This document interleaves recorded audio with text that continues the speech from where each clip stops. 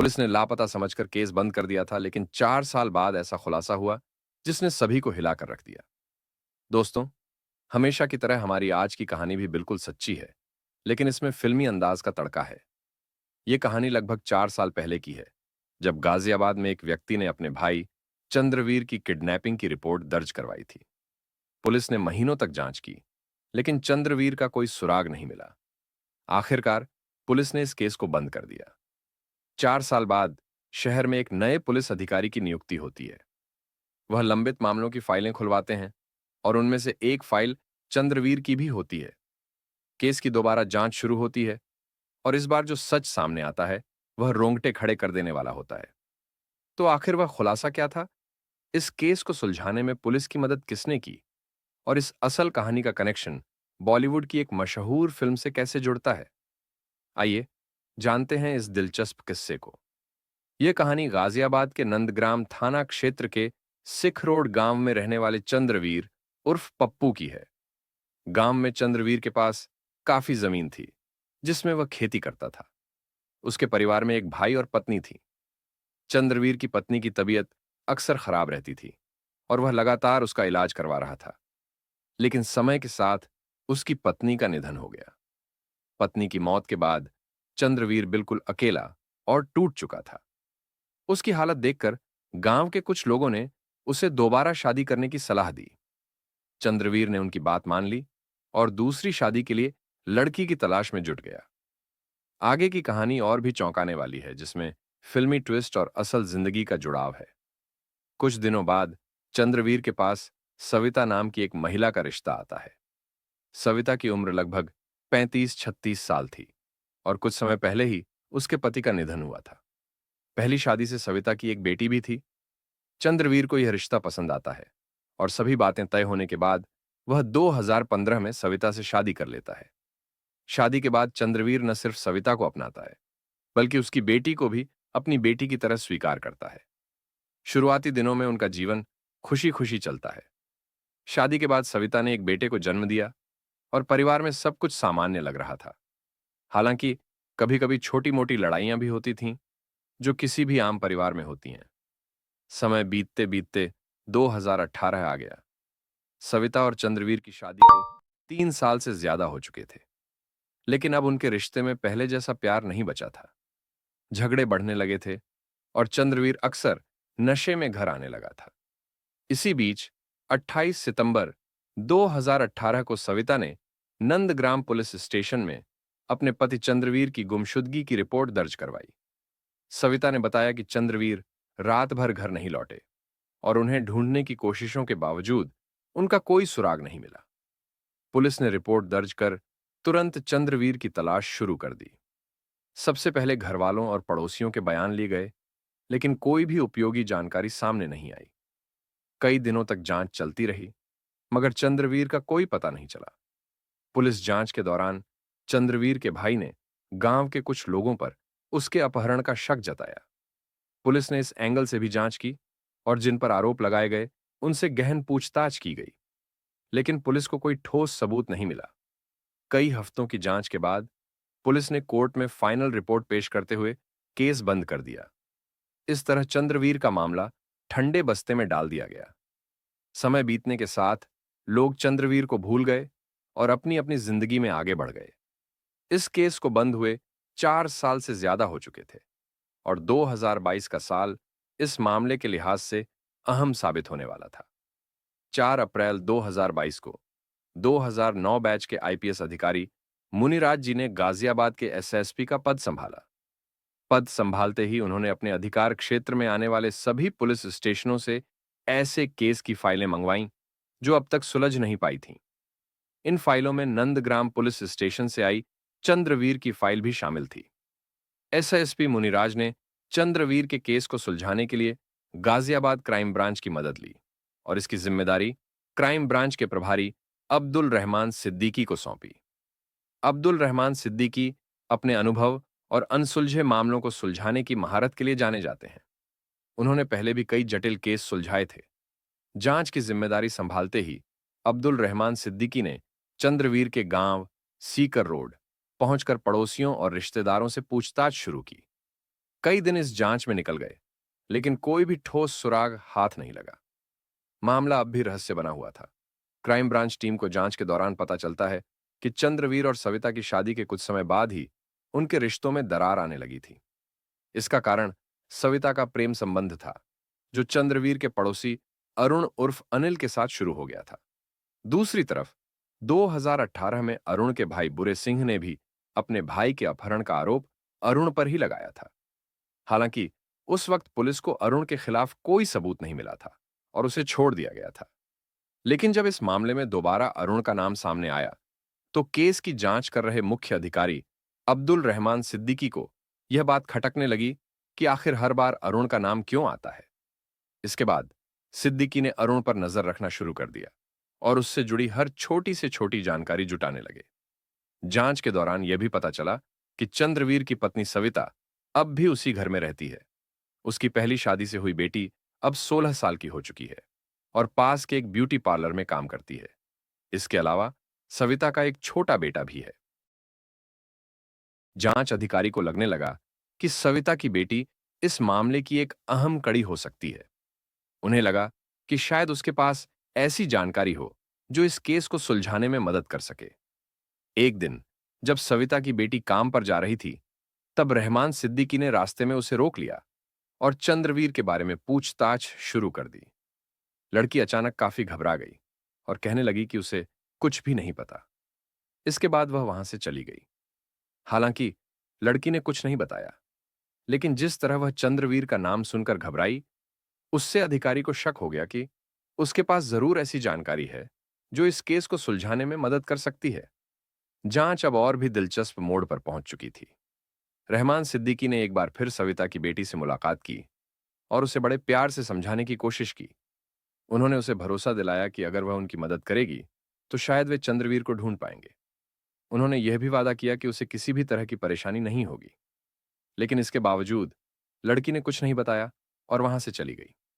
इस घटना के बाद पुलिस को फिर लगने लगा कि शायद यह केस कभी सुलझ नहीं पाएगा। लेकिन अगले ही दिन एक नया मोड़ आया। जांच अधिकारी के ऑफिस में पास के गांव का एक लड़का आया और उसने एक चौंकाने वाली जानकारी दी। उसने बताया कि चंद्रवीर के गायब होने से कुछ महीने पहले चंद्रवीर और सविता के बीच एक बड़ी लड़ाई हुई थी। इस लड़ाई की वजह यह थी कि चंद्रवीर ने अपनी पत्नी सविता को पड़ोसी अरुण के साथ आपत्तिजनक हालत में पकड़ लिया था।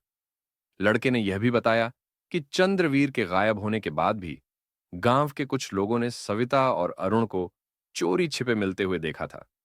उसकी राय में सविता और अरुण ने ही मिलकर चंद्रवीर को गायब किया होगा। यह तीसरी बार था जब किसी ने अरुण का नाम लेकर उस पर शक जताया। अब जांच अधिकारी ने सख्ती से अरुण और सविता से पूछताछ करने का फैसला किया। अचानक पुलिस ने दोनों को हिरासत में ले लिया। पहले तो दोनों पुलिस को गुमराह करने की कोशिश करते रहे, लेकिन जब अरुण से कड़ी पूछताछ शुरू हुई, तो आखिरकार वह पुलिस की सख्ती के आगे टूट गया। उसने ऐसा खुलासा किया जिसने सबको हैरान कर दिया। इस राज ने चंद्रवीर के गायब होने की गुत्थी को सुलझाने की दिशा में एक बड़ा कदम बढ़ा दिया।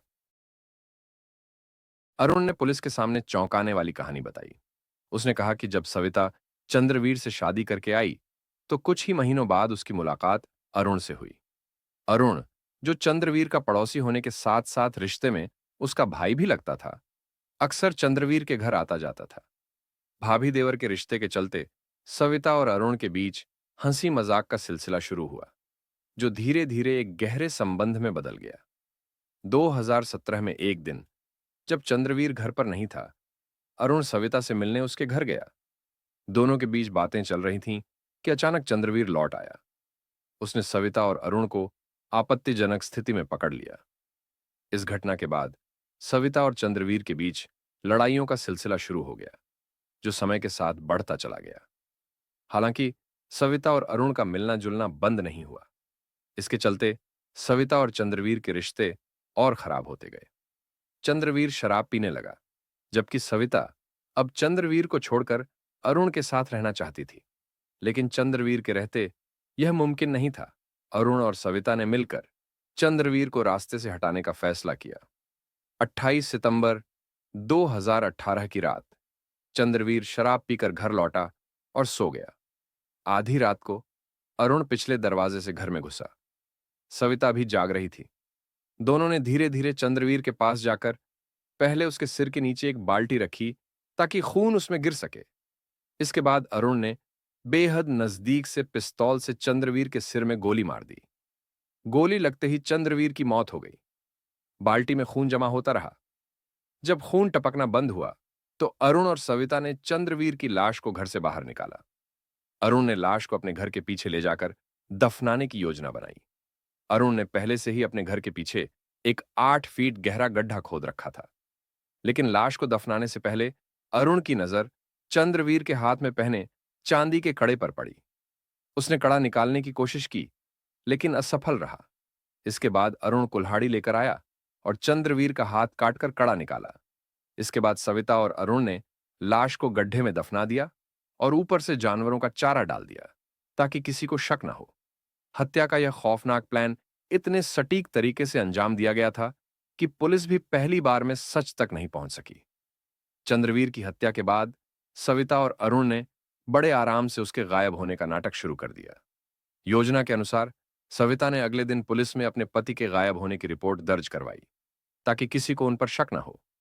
शुरुआती जांच में अरुण का नाम सामने आया, लेकिन पूछताछ में वह पुलिस को यकीन दिलाने में सफल रहा कि उसे चंद्रवीर के बारे में कोई जानकारी नहीं है। जिस जगह पर अरुण और सविता ने चंद्रवीर को दफनाया था, वहां पहले अरुण की गाय और भैंस बंधी रहती थीं। लेकिन चंद्रवीर को दफनाने के कुछ ही समय बाद अरुण ने वहां एक 2 मंजिला घर बनवाया। घर का नक्शा इस तरह तैयार किया गया कि जहां चंद्रवीर को दफनाया गया था, वहां एक बड़ा सा कमरा बना दिया गया। कमरे की फर्श को पक्का करवाया गया और अरुण ने उसी कमरे में अपना बेड लगा लिया। अरुण ने इस कमरे में रहते हुए 4 साल तक बड़े आराम से चंद्रवीर की लाश के ऊपर चैन की नींद सोई। अरुण के इकबालियां बयान के बाद पुलिस ने तुरंत उसके घर पर छापा मारा। उसकी निशानदेही पर गड्ढा खुदवाया गया। खुदाई में वास्तव में 8 फीट गहराई पर एक मानव कंकाल बरामद हुआ।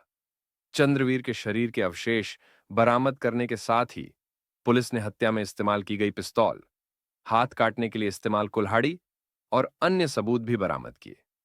जब पुलिस ने अरुण और सविता से पूछा कि लाश को इस तरह गायब करने का आइडिया उन्हें कहां से आया, तो अरुण ने बताया कि उसने एक फिल्म देखी थी। उस फिल्म में हीरो लाश को छुपाने के लिए उसे एक नई बन रही पुलिस स्टेशन की बिल्डिंग के बेसमेंट में दफन कर देता है। पुलिस लाख कोशिशों के बावजूद लाश को नहीं ढूंढ पाती। उसी फिल्म से प्रेरणा लेकर अरुण और सविता ने भी चंद्रवीर की लाश को अपने घर के अंदर दफनाया और ऊपर पक्का घर बनवा दिया ताकि कभी भी पुलिस उस लाश तक न पहुंच सके। यह साजिश और उसकी सटीकता ने सभी को हैरान कर दिया। क्या आप अंदाजा लगा सकते हैं कि चंद्रवीर के हत्यारों ने लाश को छुपाने का तरीका किस फिल्म से सीखा होगा? अगर आप जानते हैं तो उस फिल्म का नाम कमेंट बॉक्स में जरूर बताएं। हो सकता है कि आपको यह सीन याद हो और इस केस का बॉलीवुड कनेक्शन भी समझ में आ गया हो। पुलिस ने इस सनसनीखेज मामले का खुलासा नवंबर 2022 में किया। हालांकि आपके मन में एक सवाल अब भी घूम रहा होगा, आखिर वह लड़का कौन था जिसने पुलिस को आकर सविता और अरुण के बारे में बताया और उसने ऐसा क्यों किया? दरअसल जब मुख्य जांच अधिकारी अब्दुल रहमान सिद्दीकी सविता की बेटी से लगातार पूछताछ करते हैं, तो वह भले ही पुलिस को कुछ न बताती हो, लेकिन घर जाकर अपने बॉयफ्रेंड को इस बारे में सब कुछ बता देती है। वह बताती है कि जिस रात उसके पिता चंद्रवीर गायब हुए थे, उसी रात उसने घर के बाहर कुछ संदिग्ध हरकतें देखी थीं। उसने अरुण और अपनी मां सविता को एक साथ घर से बाहर भागते हुए देखा था। लड़की ने अपने बॉयफ्रेंड को बताया कि उसे पूरा शक है कि अरुण और उसकी मां ने ही उसके पिता को गायब किया। हालांकि वह अब तक डर के कारण किसी को कुछ नहीं बता पाई थी। यह सुनकर लड़की का बॉयफ्रेंड एक चालाक योजना बनाता है। उसे पता था कि सविता अपनी बेटी की शादी अरुण के करीबी रिश्तेदार से करवाना चाहती थी, जबकि लड़की अपने बॉयफ्रेंड से शादी करना चाहती थी। इस मुद्दे को लेकर मां और बेटी के बीच पहले ही झगड़ा हो चुका था और बॉयफ्रेंड भी इस बात से वाकिफ था। बस यहीं पर उसने अपना दिमाग लगाया। उसने लड़की को समझाया कि अगर वे चंद्रवीर के गायब होने की सच्चाई पुलिस को बता दें, तो सविता और अरुण पकड़े जाएंगे और वे दोनों बिना किसी रुकावट के शादी कर सकेंगे। लड़की की सहमति के बाद बॉयफ्रेंड ने पुलिस के पास जाकर अरुण और सविता की सच्चाई उजागर कर दी। इस खुलासे के बाद पुलिस ने चंद्रवीर के कंकाल को बरामद कर लिया। हत्या में इस्तेमाल की गई पिस्तौल, कुल्हाड़ी और अन्य सबूतों को भी फॉरेंसिक जांच के लिए भेजा गया। सविता और अरुण को गिरफ्तार कर जेल भेज दिया गया, जहां वे अब अपने अपराध की सजा का इंतजार कर रहे हैं। अब यह सवाल आपसे है, सविता और अरुण को क्या सजा मिलनी चाहिए? अपनी राय कमेंट बॉक्स में जरूर बताएं।